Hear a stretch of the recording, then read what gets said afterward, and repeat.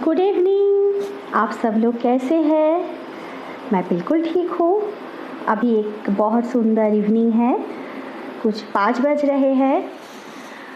आज मैं सोच रही हूँ कि मेरे घर में जो कारपेट है वो मैं क्लीन करूँगी और आप सबके साथ वो मैं शेयर भी करूँगी उसकी वीडियो कि मैं वो कारपेट कैसे क्लीन कर रही हूँ। क्योंकि मेरे बहुत सारे फ्रेंड्स हैं जो लोग मेरे घर में आते हैं, उन लोगों ने हमेशा मुझे पूछा है कि आप रूम के अंदर इतना सुंदर कारपेट रख के उसको इतना अच्छे से मेंटेन कर रही हो, तो वो कैसे पॉसिबल है, कैसे आप वो कर सकती हो? क्योंकि मैक्सिमम लोग तो कारपेट ऐसे ग्रास कारपेट हो तो बालकनी में ही रखते हैं, नहीं तो बाहर गार्डन में बिछाते हैं। लेकिन मेरे पास बालकनी में रखने के लिए मन नहीं हुआ मुझे, क्योंकि बालकनी हम उतना जाते ही कहाँ है और गार्डन है नहीं मेरे पास, तो मैंने सोचा हॉल को ही क्यों ना गार्डन बना दिया जाए। हम कैसे क्यों ऐसे गार्डन नहीं है बोल के दुख मनाएंगे, हॉल को ही एक गार्डन के रूप दिया जाए। तो मैंने कुछ 5-6 इयर्स पहले ये ग्रास कारपेट खरीदी थी और तब से मेरे हॉल में ये है। बहुत अच्छा लगता है जब इसके ऊपर पैर रखते हैं, इतना सॉफ्ट। और बच्चे स्कूल से टायर्ड होके आते ही फर्स्ट इस कारपेट के ऊपर लेट जाते हैं, तो आप समझ सकते हो इसको क्लीन रखना फिर कितना ज़रूरी हो जाता है ना। तो इसको आज मैं बताऊंगी कि कैसे इसको मैं क्लीन रखती हूँ। इसके लिए बहुत इजी एक सिंपल कुछ स्टेप्स है। ऐसा एक ब्रश चाहिए आपको, ठीक है? ऐसा एक ब्रश चाहिए। इसके जो शार्प पार्ट है वो नहीं, जो सॉफ्ट वाला पार्ट है उसी से ना कारपेट के ऊपर आपको ऐसे घिसते जाना है। ऐसे मतलब जिस साइड में उसके ग्रास के वो मतलब ऑपोजिट साइड में, मतलब समझ रहे हो ना, ऑपोजिट साइड में आपको घिसते जाना है। तो ऐसे सारे जितने भी हेयर्स है ना वो निकल के ब्रश में चिपक जाएगा। क्योंकि मेरे पास आप देख ही रहे हो डॉग है, उसके बहुत हेयर फॉल होते हैं, हम सब है हमारे हेयर भी जो भी कुछ हवा में उड़ के ना इस कारपेट में ही पहले आके चिपक जाते हैं। तो ये ब्रश के सहारे आप पहले सारे हेयर्स जो है उसको आप निकाल सकते हो। आपको मैं दिखाऊंगी कितना हेयर, देखो इतने सारे हेयर्स अभी निकला। मैं वीक में एक ही दिन करती हूँ, डेली नहीं करना होता है, लेकिन कभी कभी ये ब्रश तो मैं कभी कभी कर देती हूँ। जब टीवी देखती हूँ ना ऐसे ही बैठ के मैं ऐसे ही बैठ के इसको करती हूँ, तो देखना भी हो जाता है टीवी और हाथ भी चलता रहता है। तो देखा इतने सारे हेयर्स अभी निकला। और सेकंड स्टेप है वैक्यूम करना। जैसे पहले मैं वो ब्रश के सहारे क्या करती हूँ ना, ग्रास को थोड़ा सा ऊपर उठा देती हूँ, क्योंकि हम इसके ऊपर बैठते हैं तो वो चिपक जाते हैं ना।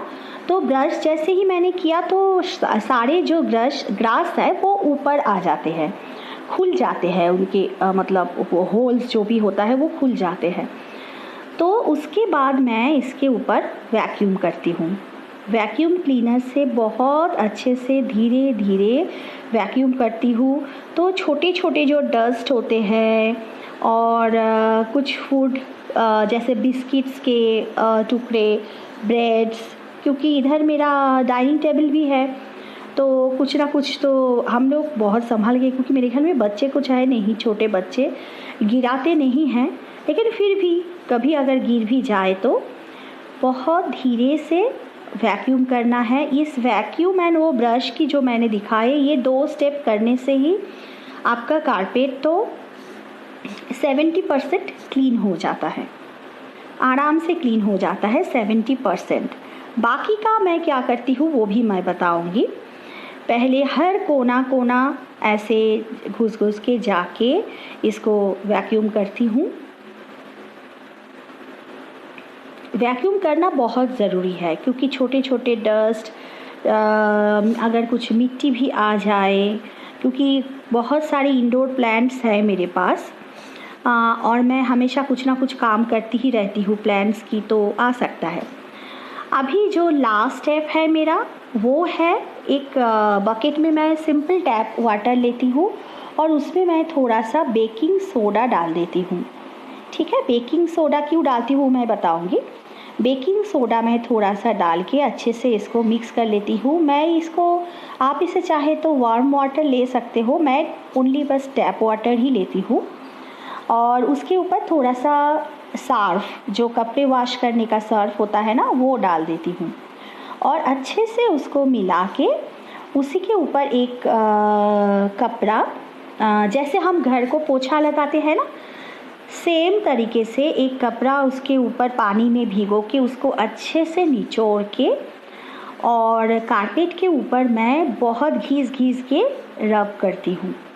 तो जो डस्ट मतलब वैक्यूम की वजह से आया नहीं, मतलब वैक्यूम करने पर भी जो डस्ट रह जाता है, इस कपड़े से अगर मैं क्लीन करूँगी तो वो अच्छे से आ जाते हैं। उसी से बहुत, आपके पास अगर ग्रास कारपेट ना हो, सिंपल वाला दूसरा कारपेट भी हो, तो भी आप ये सेम 3 प्रोसेस अगर करोगे ना, तो मुझे लगता है बहुत अच्छे से क्लीन होगा ही होगा। मेरा ग्रास कारपेट तो बहुत अच्छे से क्लीन होता है। देखो, ऐसे ही घिसते जाना है जैसे हम पोछा लगाते हैं। थोड़ा सा अच्छे से कपड़े को निचोड़ लेना है, ज़्यादा पानी नहीं होना चाहिए। ऐसे साफ़ करने के बाद अगर आप अच्छे से फ़ैन ऑन कर दो तो कुछ ही मिनट्स में, 15 मिनट्स के अंदर ये ड्राई भी हो जाता है। इतना अच्छा होता है ये, 15 मिनट्स के अंदर ये ड्राई हो जाता है। आपके पास कुछ और भी कारपेट हो जिसको हम ऐसे पानी में वॉश नहीं कर सकते रेगुलर, है ना, क्योंकि बहुत बड़े बड़े कारपेट्स होते हैं जिसको हम ज़्यादा वॉश नहीं कर सकते और बार बार ड्राई क्लीनिंग के लिए भी देना पॉसिबल नहीं होता है। एक बार ड्राई क्लीन के लिए देंगे तो 800 कुछ ऐसा आता है, तो वो भी नहीं कर सकते ना। तो आप अगर घर में ही हम कुछ क्लीन कर सकते हैं तो ईजी। देखो, ये मेरा कारपेट भी मैं इसके ऐसे ही क्लीन करती हूँ। अगर आपको ये अच्छा लगा तो ज़रूर लाइक कीजिएगा। देखिए कितना गंदा पानी निकला है, देखिए इतना गंदा पानी निकला है। ऐसे आप भी क्लीन कर सकते हो अपना कारपेट। और ये वीडियो अगर आपको हेल्प होगा तो ज़रूर एक लाइक कीजिएगा। Thank you.